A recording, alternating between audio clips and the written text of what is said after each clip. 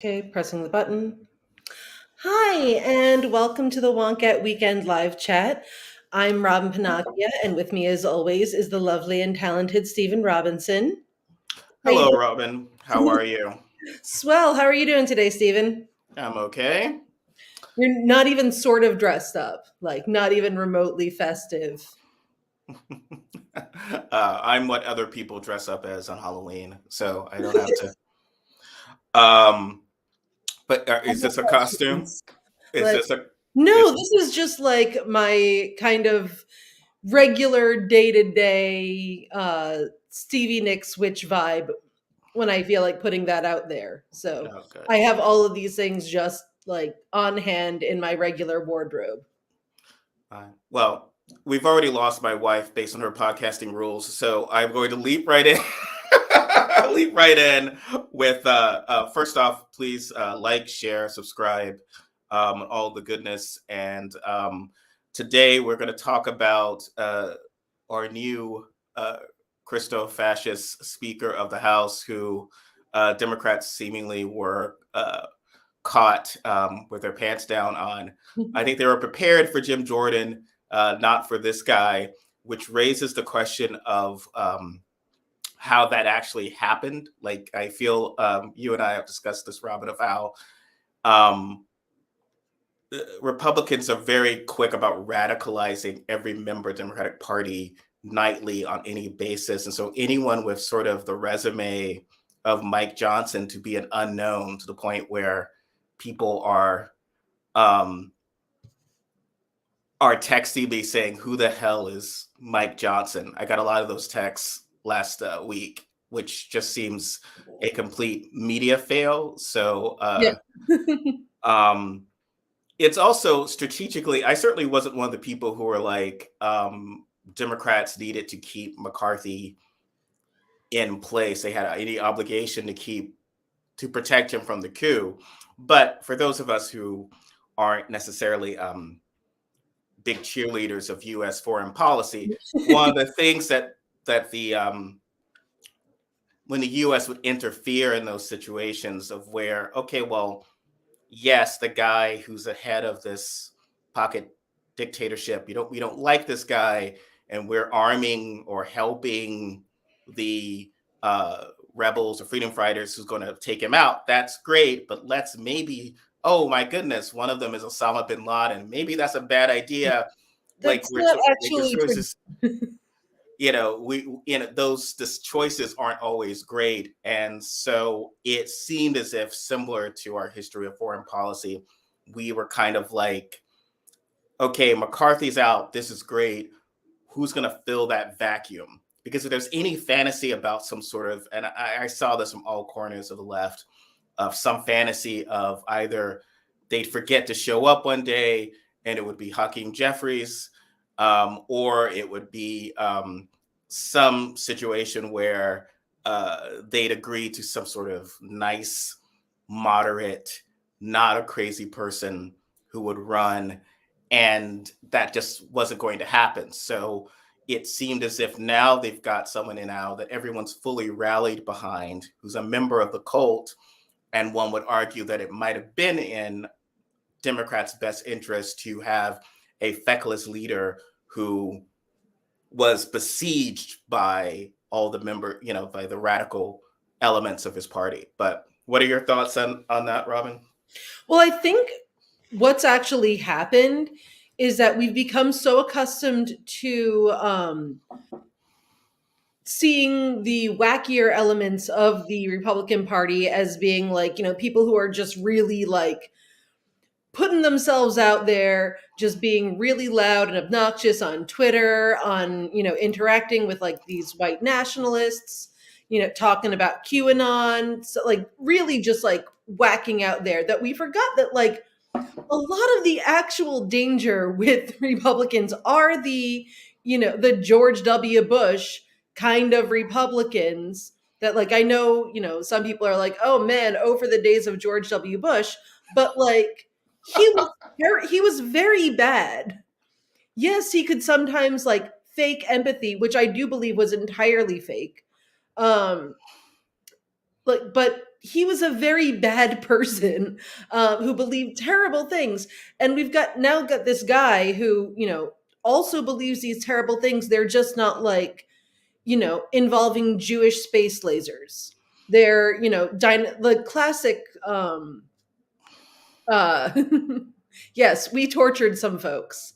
Very folksy, uh, evil there. I just feel like we very much underestimated like that faction, like the dinosaurs on the Noah's Ark faction, which is a thing that he believes.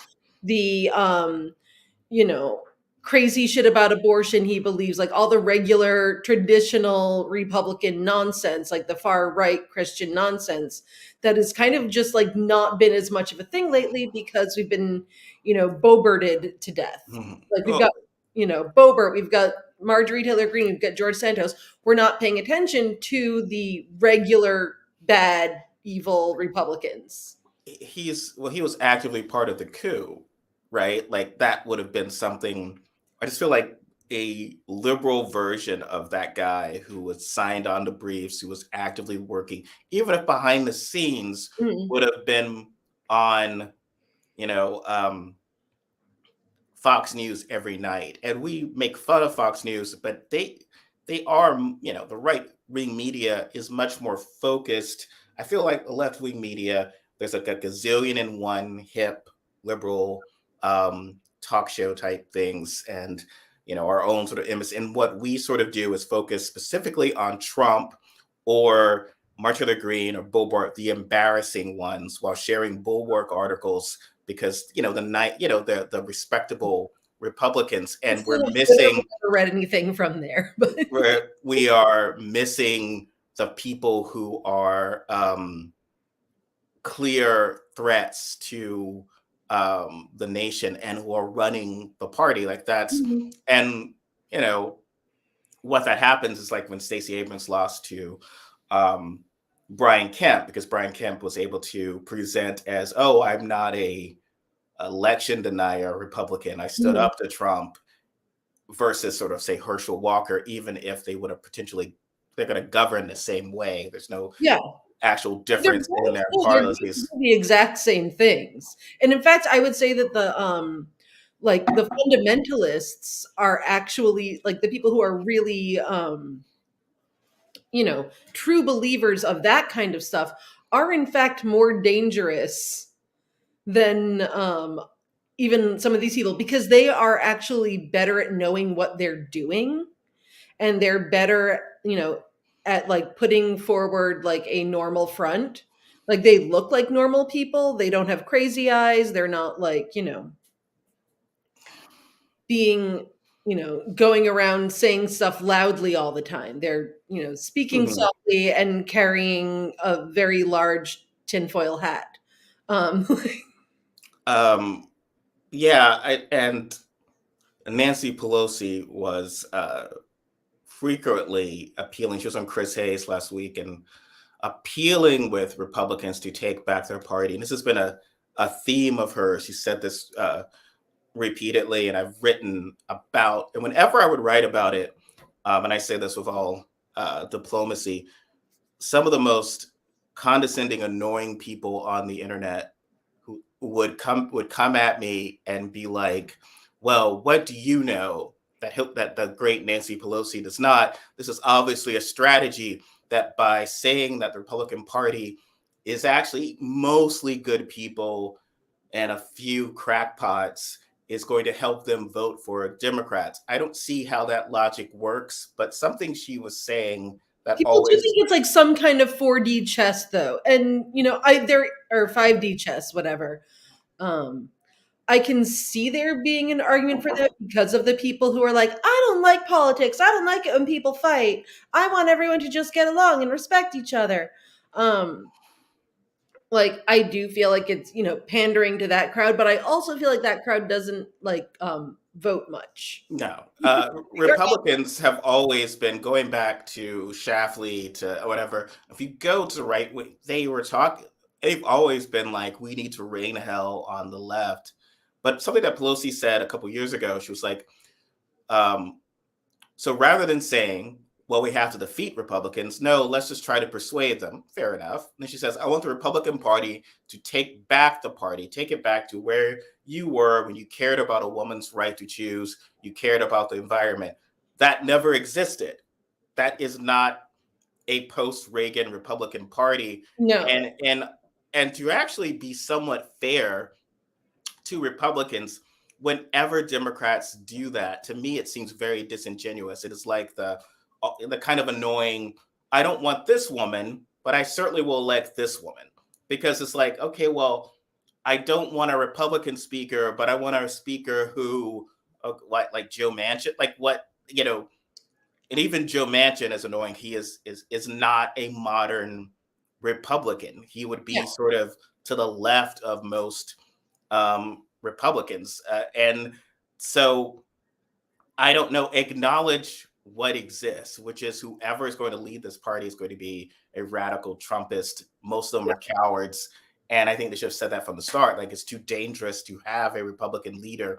And we did a lot of this stuff of where I always hate the term dysfunction. It's a very annoying term. Sort of this Republican dysfunction. We're above the dysfunction. The Bush, Biden's press secretary was saying that a lot. It's not the president's job to get involved with Republican dysfunction, except the Speaker of the House is a big deal. The Speaker of the House is going to get him impeached. The Speaker of the House has a lot of power. So it would seem to have this kind of, like it's Arrested Development and they're the blues. It's like, well, they're not dysfunctional. They are dangerous. They're fascists. Yeah. So. Like, I think that there is, there's a very large faction of people, I think, who did not pay attention to politics for a very long time, who absolutely do view some beautiful, glorious heyday when Republicans were totally, were sort of reasonable. Like, they were actually the more reasonable ones, and liberals were like the wacky people. And they believe, those were there was some beautiful heyday of normal ass Republicans, which there really wasn't. Weirdly, the last Republican president that did anything not horrible was Richard Nixon, who then later also did a lot of really horrible things. There was Watergate, for example. Well, yeah, Democrats often what they describe as glory days or like Tip O'Neill, basically bending over for Reagan. What they talk about is like when Republicans were getting everything they wanted. So they were like, I could be a pretty cool guy if you do everything I want. And I'm not going to it's sort of the nice slave owner who is sort of like, okay, well, I'm just going to enjoy my balls and all the free labor you're doing. I'm not actually going to terrorize you. As opposed to the one that's like, no, I feel like terrorizing the people providing free labor for me. Yeah. But that's a big difference if you're the person being terrorized. And I get that. But the idea is that, well, those people are potentially just as dangerous as the psychopaths once they feel like they're losing their grip. They will throw in with the psychopaths. They will throw in with the Marjorie Greens and whatever if they feel like they're losing their grip on power. So whenever Democrats win, Republicans become more radicalized. And every time they develop new outfits. Last time it was a tri-cornered hat. This time, Trump, they had the t-shirts that said "fuck your feelings." They've always got outfits to go along with their nonsense, I find. But I think that there is this idea of okay, the way that things are supposed to work is that there's supposed to be an adversarial system where one side argues this, the other side argues this, and then you come together in the middle and find something that is nice for everyone. And that's some sort of pie in the sky idea of how literally anything works. Usually there are a lot more bribes involved, quite frankly. Lobbyist groups, everything. And so I think that when people say like, "Oh, we do want a strong Republican Party," it's because, they're like, "Oh, we need to acknowledge that we have our bad things that need to be tempered as well. Um, we're being gracious." And I definitely actually do not really think that's true. Um, Well, yeah, they don't, especially because the mainstream liberals really don't like the left. There's in yeah. any opportunity, whenever there's a big difference, currently in Mideast foreign policy is a more recent example of where just a slight difference, there's no understanding of like, hey, you're my buddy, we're part of the same party, you just sort of see this a little differently. It's like, no, you're actually Oh yeah, terrible no, or whatever. there is a And so that is a sense of, well, that would be the example of what you're describing. Like you could actually have a conversation because ultimately the far left of the Democratic Party would, in theory, recognize the legitimacy of the far right of the Democratic Party to govern. Even if they don't like centrists, they believe, okay, you won an election, I have an obligation to work with you on something or whatever. And also, we think queer people have a right to exist. So there's some kind of common ground. Whereas with the Republican Party now does not believe that Democrats have any right to govern or yeah. exist. And so the idea that you could work with those people does not actually make any Well, sense. because they've ratcheted up so high for so many years that like literally any sort of compromise is defeat. And especially with today's Republicans, doing anything that helps the government function is also like defeat, because they don't want, basically they want the government to not work, because for libertarian type reasons, but not the kind of libertarian that I am. Like um like they basically want government to just work so poorly that people are like, let's not have the government do anything specifically in terms of regulating Yeah. industry. Like there's an agenda Oh there. yeah. I mean, it's not chaotic when And they it's say that they driven by can't. Alec more than it's driven by like, the grassroots type people. When they say it's chaotic. So Democrats will describe it as chaotic or they can't govern, but that's not exactly, there's sort of a method to their madness and they are getting what they want. I mean, I think if you look at the past 5 or 6 years, is sort of, would it be irresponsible to try to describe Republicans as bumbling fools? They're not like the Legion of Doom who loses every episode. They are actually advancing their cause in many scary ways. So it just seems this very weird MSNBC liberal type thing of being that they are, oh, those Republicans, they're wacky. They can't do anything right when they are actually a serious threat. Um, it's, we've talked about this with how Republicans don't necessarily do that. They do sort of frame Democrats as an existential threat, Yeah. very serious boogeyman. They don't kind of roll their eyes like, oh, those poor suckers. They're like, no, no, no, they are very dangerous. They're coming for you. And they're Yeah. very consistent in that, even to the point of having two counter arguments that Biden is both a despot and also senile. Yeah. Which is tough to pull off, I would argue. Um, you know, um, I don't think I could do it. But well, yeah, so we were talking about the inability to sort of connect. There were all those articles about how liberals don't want to associate Republicans and how intolerant they are. And I thought that it was a great example of this. You'd written about the guy for the Federalist who was complaining about sharing food. yeah. And that to me is just sort of, um, as I mentioned to you, my wife had dated someone before me who would not share food and was and some libertarian later, I'm sure. And then on our first date, being very pleased that I was open to sharing food. And I don't think that that is like necessarily, someone might say, oh, she wants to only date liberals and not conservatives or libertarians. Well, that actually can reflect itself in what you actually believe. And it's controversial, right? Because the idea is that it's wrong to say, I don't want to date based on stereotype, right? So no, I don't want to date black guys because here's my stereotypes of black guys, which is offensive. But if you don't want to do certain things that might exclude people of a different race, that's totally fine, because you need to be able to date people that you have something in common with.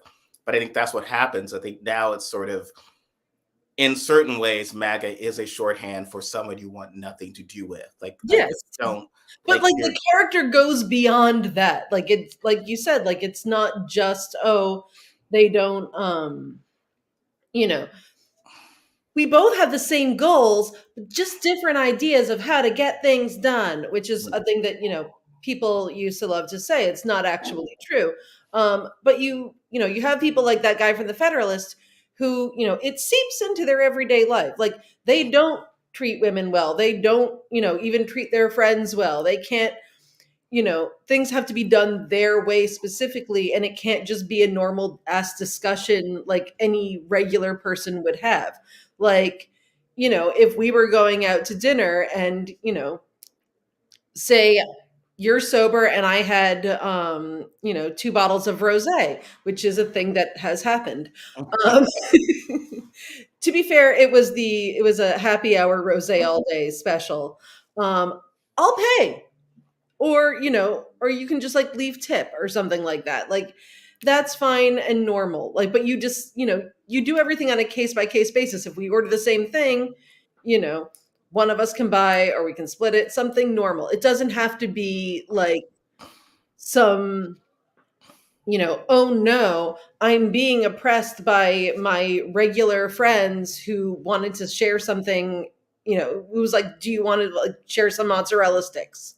Um, Well, yeah, the guy at the Federalist was also using terms like, and it felt, as I mentioned to you, like something a college mhm. student would write as a joke for a college Yeah. paper. But like, um, it's communism. You want me to subsidize your own meal, and it just reflects to that extreme of reflecting just how you view the world. It's like a lot of people on the right view the world for like a, dirty ashtray. Like it's just so the worst. What view, everything is just, it's exhausting. Like, why would I associate with someone? Like, why you only have so much time your life, and why are you associating with someone who's this awful? Yeah. Like you can you I can like die to many people. people. That's like my general rule. Like I like it when people are nice and not assholes. And if people vote for people who are assholes, they're probably assholes themselves. Um like I have in the past tried to date like one centrist, and he turned out to be terrible. And Mm, and was also like very mean to me about my protesting activities. This is a very long time ago. And, made fun of me for being against the Iraq war and for, the fact that I was at that time arrested during a Free Palestine protest while doing literally nothing and singing We Shall Overcome. But uh, he ended up being terrible in so many other ways. Like it wasn't just like he had bad opinions in this one area. He was like terrible on a like multitude of levels. You know, was yeah, rude. He was shitty in other ways. And and I'm not saying that guys who have or people who have great political opinions cannot be assholes, because that can obviously be as well. But, when you put it forward, like that there's probably not, like I probably don't need to know much more than, you don't think I should have control over like whether or not I am pregnant. Like, yeah. Um, yeah, there's a breed of uh, liberalism, I guess leftism, predominantly white dudes, that I find annoying, which is the idea that like politics don't matter, voting doesn't matter, everyone's corrupt. It's like very cynical, which I find a tedious.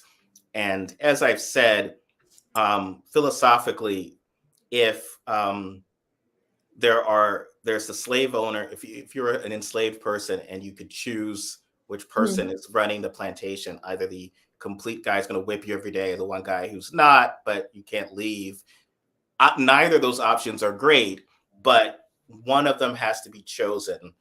And yes, it would be great to overthrow that system, but being like, that is not a choice unless I can overthrow the entire system can be pretty short sighted. It's also sometimes, and I think it's also people who are marginalized are the ones who recognize they have to make bad choices in the moment. Like Yeah. if you are not, so I think it's And then at the same time, I'm not saying the problem with that is, but you end up with these people who, will love to talk about, but what about the gentlemen slave owners? Like, what about the ones who were very kind to their slaves? no, they Uh, weren't. They were all bad. So it's a sort of, you could accept that there's least yeah, bad. There is such a thing but as a least bad. Doesn't make that the least and bad it's to be almost and permanent. used to like justify the terribleness. Like just recently, I was watching a Scottish documentary called "Who Put the Clan in Clan" about like the history of like Scots Irish immigrants being like heavily involved in setting up the Klan and what have you. And this guy goes to, I believe, South Carolina, and is like talking to these people, and they're like, "Well, the slave owners who are really doing well are not the people who just like beat people until they couldn't work, because then that way the people did good work." And like this like very seriously, and they were like, they weren't bad people, that was just the time, they just wanted to have property and wealth, and the only way that they could have that was if people worked for them for free. Well, Like, we've never gotten past that. People want to enjoy labor at a certain cost yeah. without um, having to actually pay for that labor. They get very frustrated. So if like there's living, so even if I was reading something about how Seattle is one of the more ridiculously expensive Mhm. cities to not have, access to a Disneyland or a Malibu. Yeah. I mean, it's incredibly expensive. I think for what you're Yeah. getting, and I lived there for 7 years, and it's incredibly expensive. And people who provide services kept getting forced out, and so it's sort of like, well, how do you expect the city to work? Like, how do you expect to get a haircut or like the bartender? But what happens that people complain, right? They're like, well, I only make six figures and I can barely. I had shared something on Wonkette's Facebook of where there's like how this woman lives on how does she eat on Oh, $300,000 a year? yes.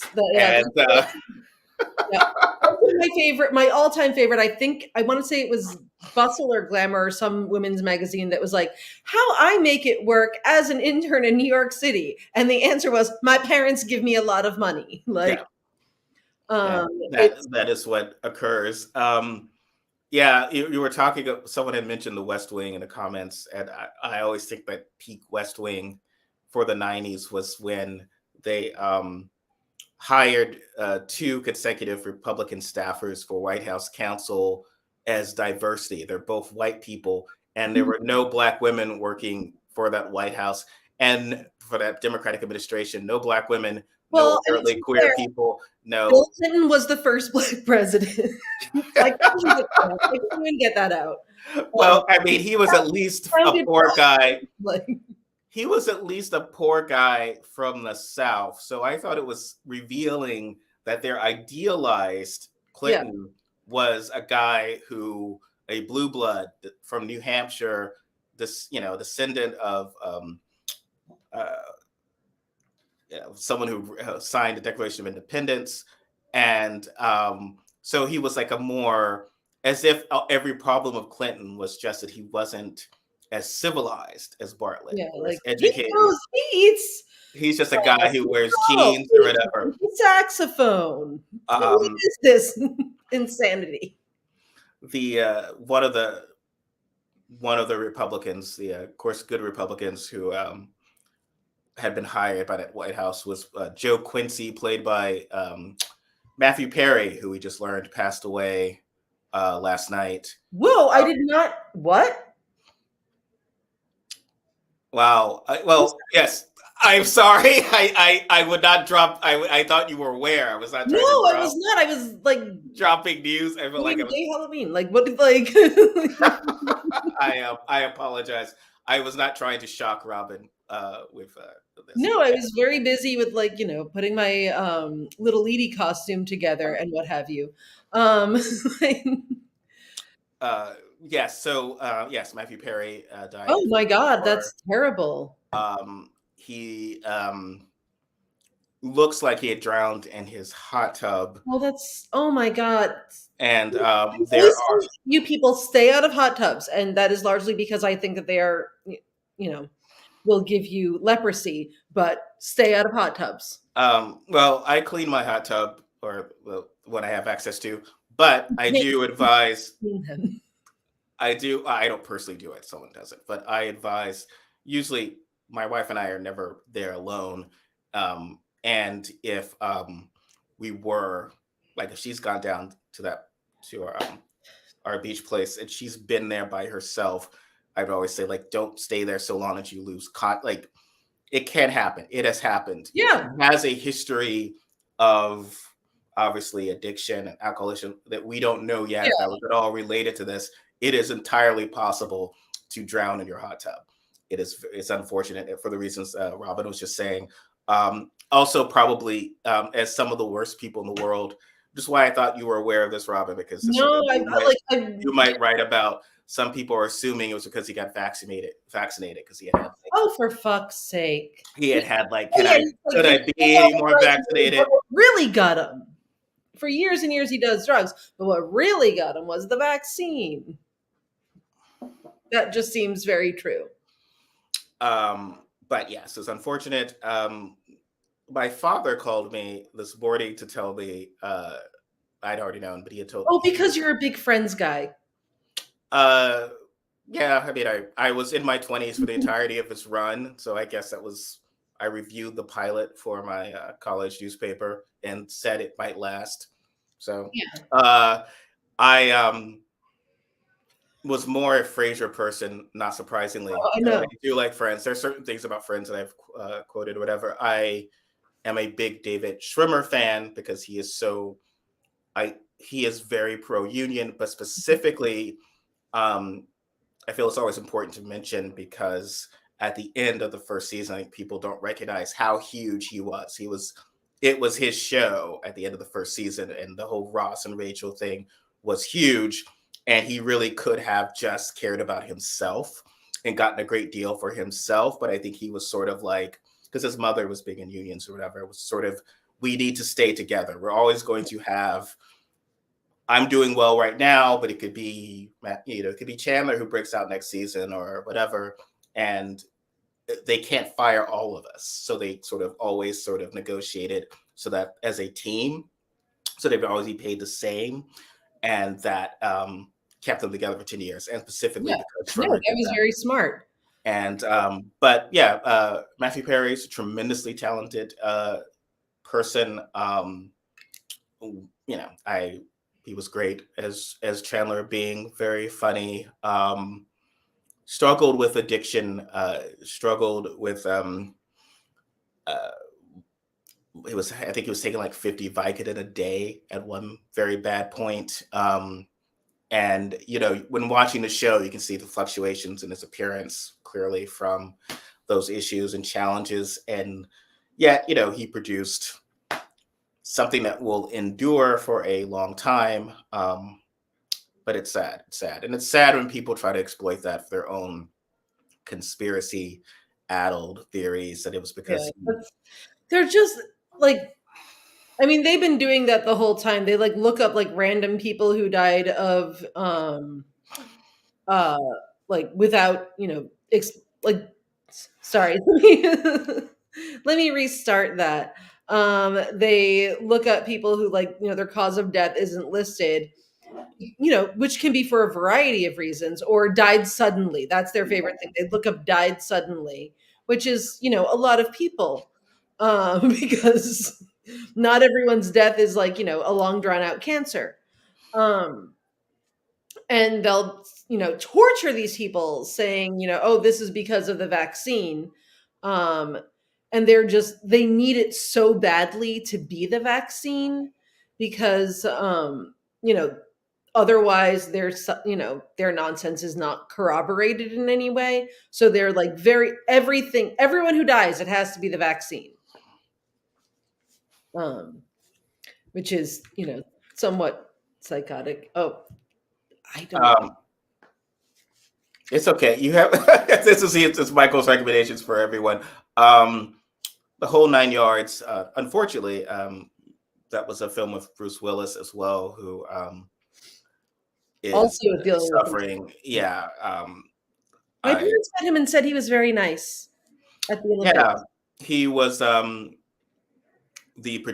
gentleman who created and produced Moonlighting was speaking with him about getting back to the show, and like there was a period where they were getting close and he was excited about it, and when he came back to tell him that is now on Hulu, he was sort of unaware because of what's happening with him, and it's sad. You see photos of him, and he's an old man now, Yeah.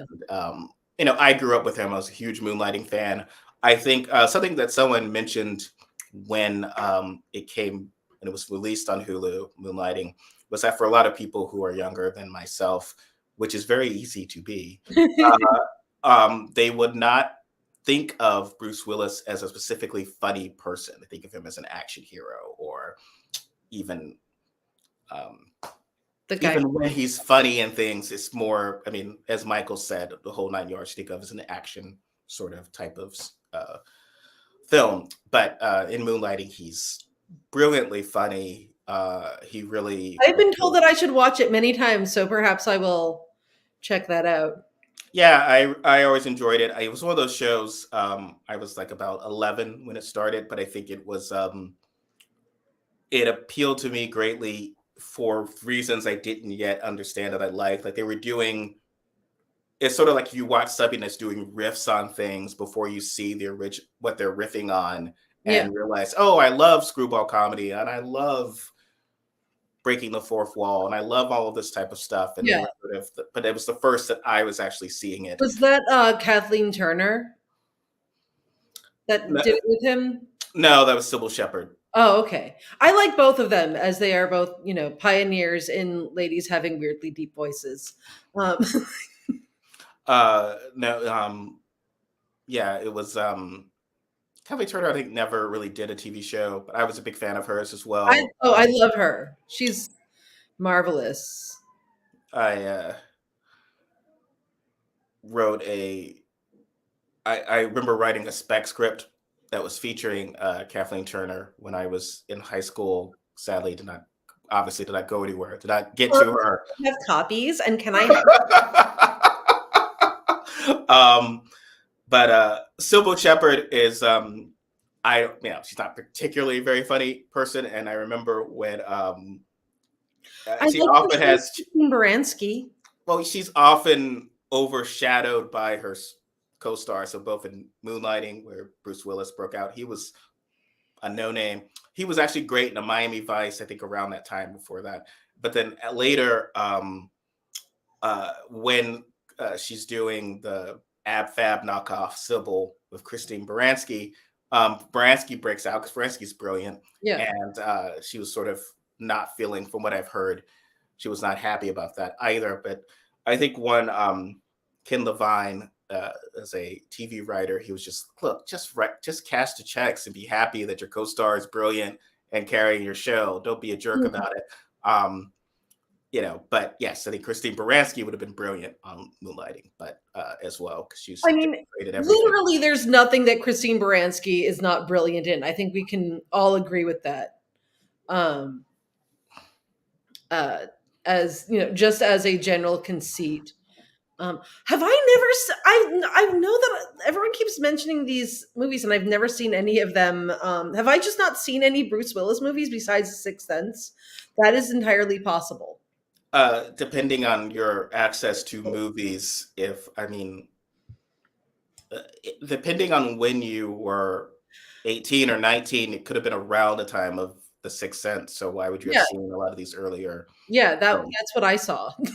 yeah, I don't know, like, I never really watched a lot of, action movies or romantic comedies, so that probably cut out a lot of him, but I feel like I thought I would have seen him in more things, but who knows? yes. Um, yeah, I but yes, so this has been our slight diversion to talk about um Matthew Perry. I think it was quite the blow for Gen X. When these things do happen, the conspiracy minded stuff, I think you should look into for tomorrow if you Yeah, haven't. no, I will. It would be interesting. Also, because I just do Like, think this is a lasers big and apples. Um, yeah. It is, it is sort of like with anything, like when one of the Beatles dies or whatever, there's like for a period of time, those six actors were everywhere. They were huge. yeah, And I think it's sort of a blow. And in a weird way, I think people, not the conspiracy theorist assholes, but I think there are people who would rather sometimes there be this almost sort of like with Marilyn Monroe dying, like, oh, she was killed by one of the kids. Like all the conspiracy theories is better than just being that she yeah. died like because of innocent accident or Because whatever. people don't Like, wanna believe that, like, people die, in this kind of way. It's especially, like, when they're younger and what have you.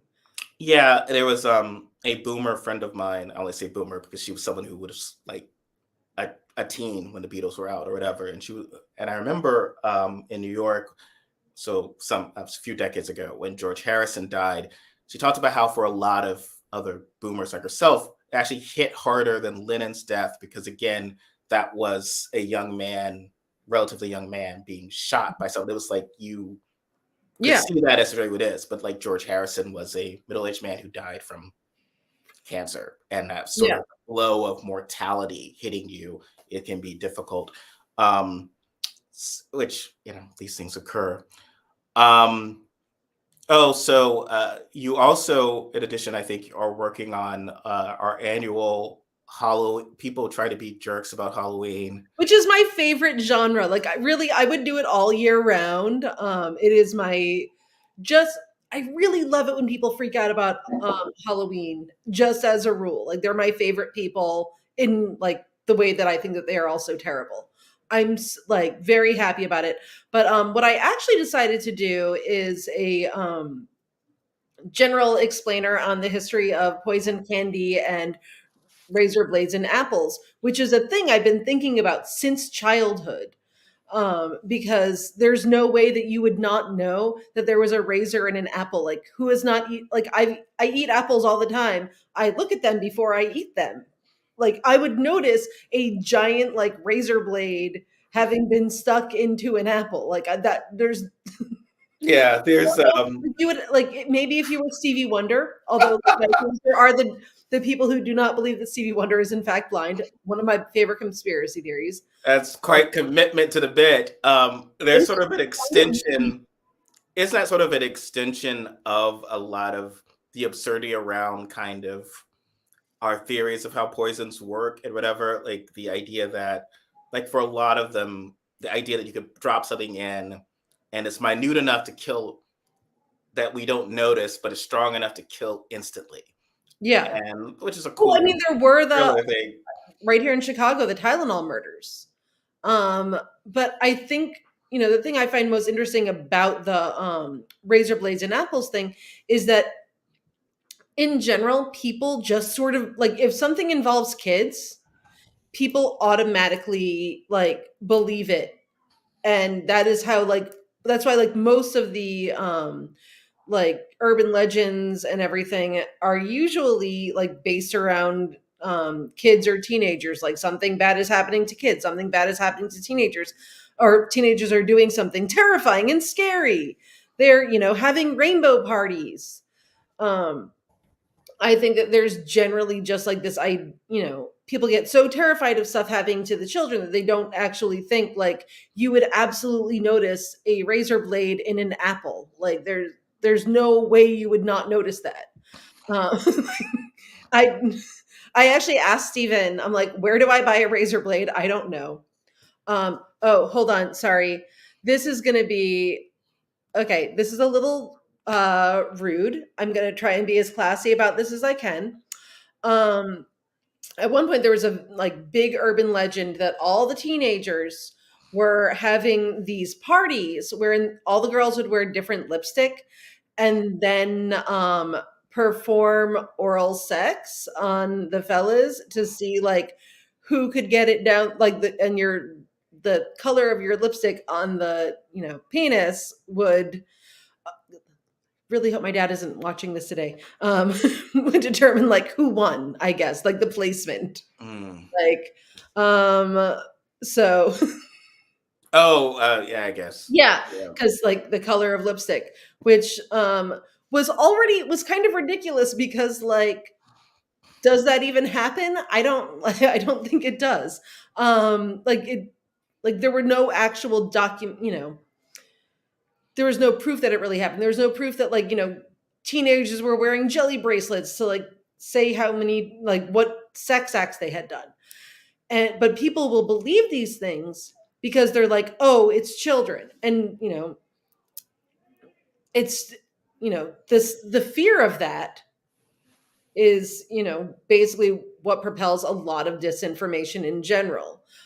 Which is why I always say, like, if something involves kids, wait a bit and like make sure it actually happened, because a lot of the time it doesn't and could not have possibly happened.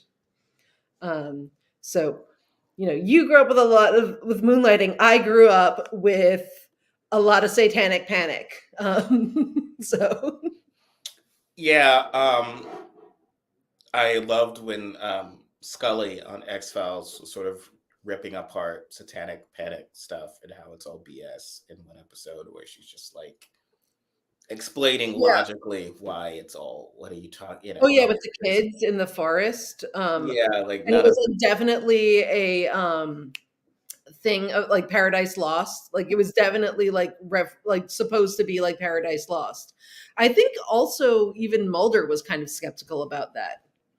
yeah, he didn't believe in everything. So Yeah. certainly certain things like that, there's evidence like clearly there's no he was actually sort of atheistic in many ways, so he did not tend to believe in demons. And I think it was maybe one Yeah. exception, like the I'm sorry, Bruce Campbell episode, where he believes that there's a demon harvesting babies, and he's right. Oh, But, right. uh, Yes. but normally speaking, he tended to not believe in that type of thing.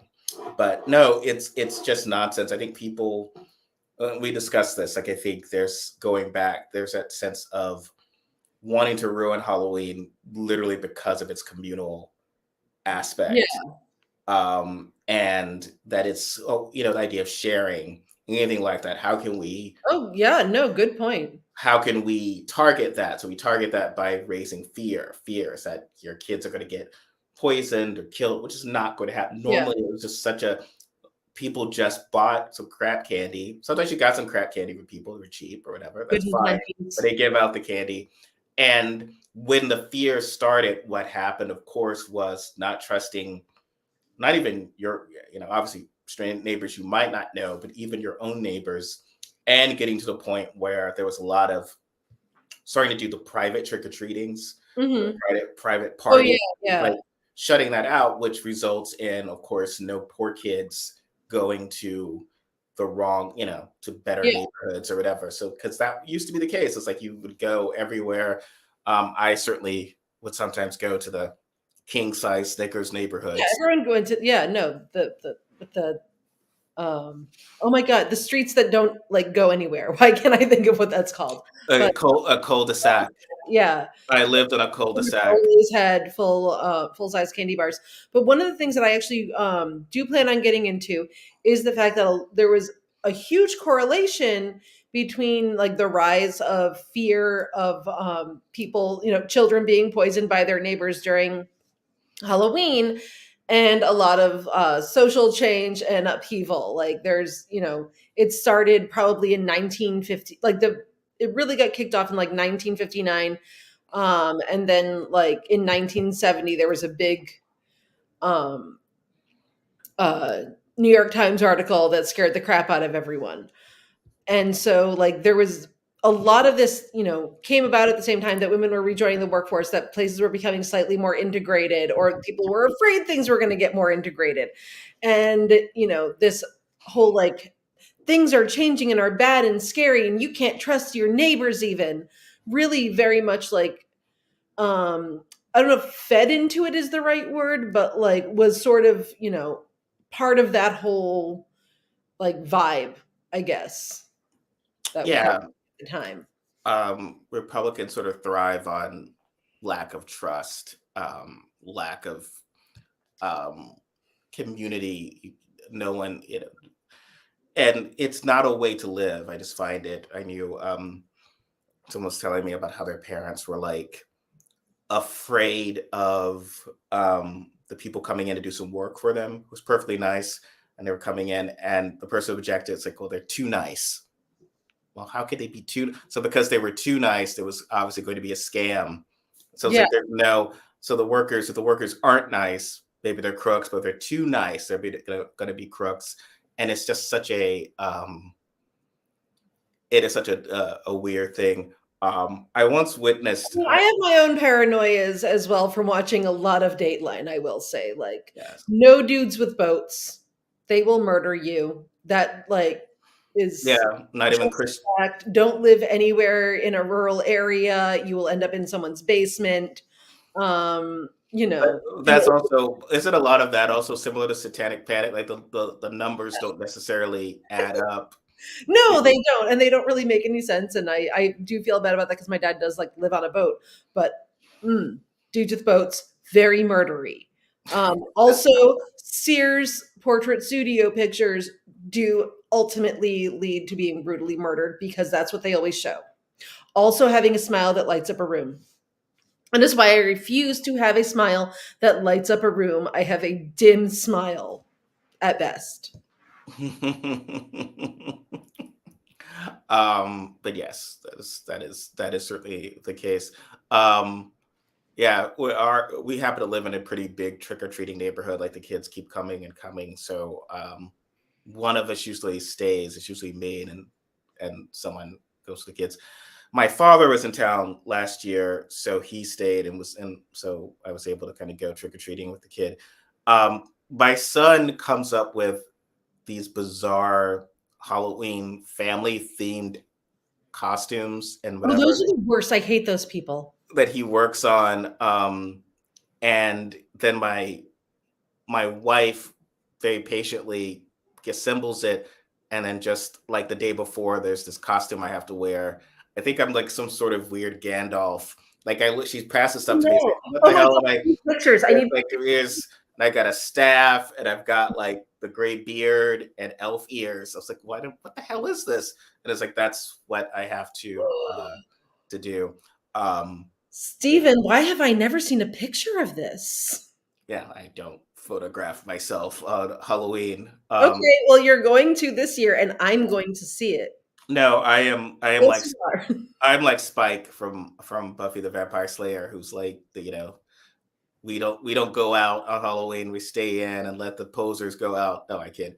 No. Everyone go enjoy yourselves. I tend to you know I was always like a very big Halloween person. Like I was very militant about my trick or treating paths. Like I knew where all the good houses were. I avoided all the dentists. Like there was a lot of strategery there, as they say on the right. Uh, yeah. Oh, this is actually a thing that I do feel is changing that I think is great because for a very long time there was this whole crazy ass backlash to teenagers trick or treating, which I think was the like I've actually written about this a lot before because I think it was a horrible thing to do. To say like, oh, trick or treating is just supposed to be for the little ones, is what they used to like say, the little ones. And I used to have such a good time when I got older and was trick or treating, like in high school and everything. I did it all through high school. Wasn't planning on doing it senior year, but we had a German exchange student who had never been trick or treating before, and obviously we had to go. But I think it was like the cruelest thing that actually happened because, like, let these kids just like be kids and do something fun and silly and go like get some candy. Jesus. Like, it was just, very like just this absolute cruelty and bitterness. Actually, one of the people that I am going to write about in this thing is a woman who was mad about teenagers trick or treating and therefore gave them like bags of, random crap, which included rat poison. And, that did not go well for her. Attempted murder usually tends to be frowned Yeah. upon. Um, like, see, I think it's really like, Just give kids candy. It's not that expensive. Like, I mean, I should say for certain people it is, I'm yeah. sure, but it's like for the people complaining, it's not that expensive. It's like a big bag of candy or whatever, mix them up, hand out to kids. Well, it's And like that's they harmless. made it out like, oh, we're trying to like the teenagers are like trying to steal from the children basically, or like, steal something that's supposed to be for them. But like, no, I think it's wonderful when teenagers go trick-or-treating. I think that's awesome, and that all teenagers should go trick-or-treating. I think it's a great time. I Yeah. would love to go trick-or-treating as an adult, except I live in Chicago, and you know not even the kids can't, they just go trick-or-treating at the stores in the neighborhood. I knew teenagers who just catched and released or would give the candy to like whatever you would do to give them to Oh no, kids. I kept my damn candy. I'm just saying I knew some who did because for them it was all about just going the fun of going out and seeing having your costume be seen. Yeah, and it's just It's like fun. fun and silly, and like I always liked, doing excessive makeup, and that was like, and like making costumes was always like, a creative thing for me. So like, especially like if you're a teenager, yeah, you could go to a party, but isn't it like, you can't go out to a bar. It's not like, there's a lot of places for you to go to. Like, do something cute and silly and wholesome. And it was just, I just think it was one of the cruelest backlashes. I have a whole thing about the way that we've like very much eradicated teenagers from society. In general, like by making these rules where, they can't be at the mall past 4 p.m. without parents and all this shit, which is extremely racist actually in intent, especially like in places like Chicago, the way that it's done. um it's just this, like, why are you just trying to make teenagers go away and then get like angry at them when it's like, oh, they don't go out like we did back in the day? Like, obviously no, they do not. um, like, because they are not allowed literally anywhere. Like, they started kicking kids out of parks when I was a teenager. They started kicking us off of like, the parking lots that we hung out at, because and the But coffee shop. yeah, Like, but where would they hang out? Because if obviously if they're under 18, they can even get into bars, yeah, provided it's a bar that allows people under 21. But between the ages of from senior and high school age, and I've noticed this from my own where all coffee shops close at yeah, 3 when like school comes out, so you can't really hang out. The sort all of yeah. the central perks don't exist. To go back to All the original coffee shops, period. it's actually annoying for me because I like to, work outside of my apartment sometimes, and I have to go work in a bar. Because shut up. But no, because all the coffee shops around me close at 2. Like, there's like nothing. Yeah, it was weird. There was a period when I would be meeting if I were meeting someone for drinks or going to when had something at Cafe Nordo in Seattle, Mhm. which would have cocktails. I knew I was going to be drinking when I would go there, so I'd have like that hour or so to kill for something, and I would just want to just get a cup of coffee, some tea, sit down or something. And there's literally nothing in all of downtown Seattle that was open other than bars. So you would just sit there and get like it's like, okay, fine, I'll pay $10 for a mocktail because Yeah. I know I don't want to start drinking yet, but it's just sort of that kind of vibe is weird. I And what Seattle was supposed to be like the land o' coffee shops at one point. No, that all ended. I mean, it got. I mean, I get it. They apparently they're shutting down because there's no market, I guess, for people uh, drinking coffee after 3. But there's really literally nowhere to go if you're not Even like there able to aren't even drink. 24-hour diners anymore. The 24-hour diner that I used to go to, the Hollywood Grill, um, I'm sure that people who are from Chicago are being judgy about that, but I loved the Hollywood Grill. And like that place now closes at 4 p.m. Like there's like we used to hang out at diners. Like we would go like in high school, like Saturday night. I told you like I did Rocky Horror Shadow Cast. Like we'd go do that, and then we'd go to the like Denny's afterwards, and like I just like where are kids supposed to go and hang out and develop like normal human life skills? And I think that's part of the reason why they're so easily like radicalized. And maybe I'm going off on a tangent here, but I really do think it's so important for kids to have like regular normal human interaction. Even like at places that they could hypothetically go, they're so expensive that like even adults are like, I can't really afford that. And it's a crappy thing. There should be cheap things that teenagers can do and like go to without judgment. And Well, that are the mall seemed perfectly acceptable, and that got changed. I mean, also, as much as I found, I prefer the resurgence of the downtowns to malls.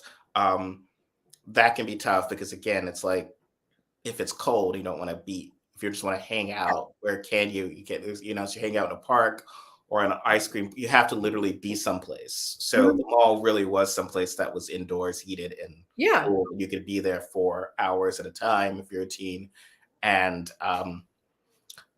around. Well, but that's the joy of Halloween because we can eat teenagers. No, I don't. That Yes. was fun. So that brings us to time.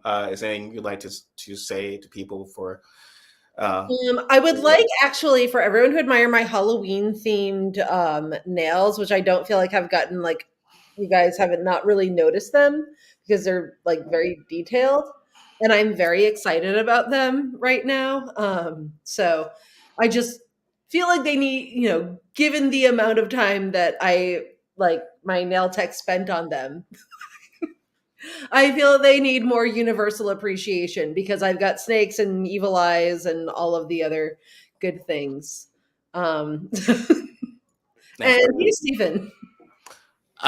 No, that's our holiday is upon us. I just got served for jury duty, but I delayed it, hoping. I always for jury duty you do your delay with the hope that you will probably die in an accident or something before you get called. I don't know. I should do my civic responsibility, but I find that it's. I always get called for grand jury duty, which is the worst of it. It's not like a couple days, like a whole month. And I just don't. No one has a whole month. It really should just be for the retired set, which I guess is not fair for our systems. But anyway, yes, great nails, Yeah. Robin. Thanks everyone for joining us. Like, share, subscribe. We will see you next week in November as we begin our slide out of 2023, if you can believe it, and the beginning of the 2024 election cycle. Sorry, I just really love Louise Brooks, and that's like such a nice thing to say. She's also not from Rochester, New York. She's from Kansas, but she lives in Rochester, New York, and I could talk about her for a weirdly long amount of time, which is why I'm so fun at parties. Okay. Thanks everyone. Goodbye.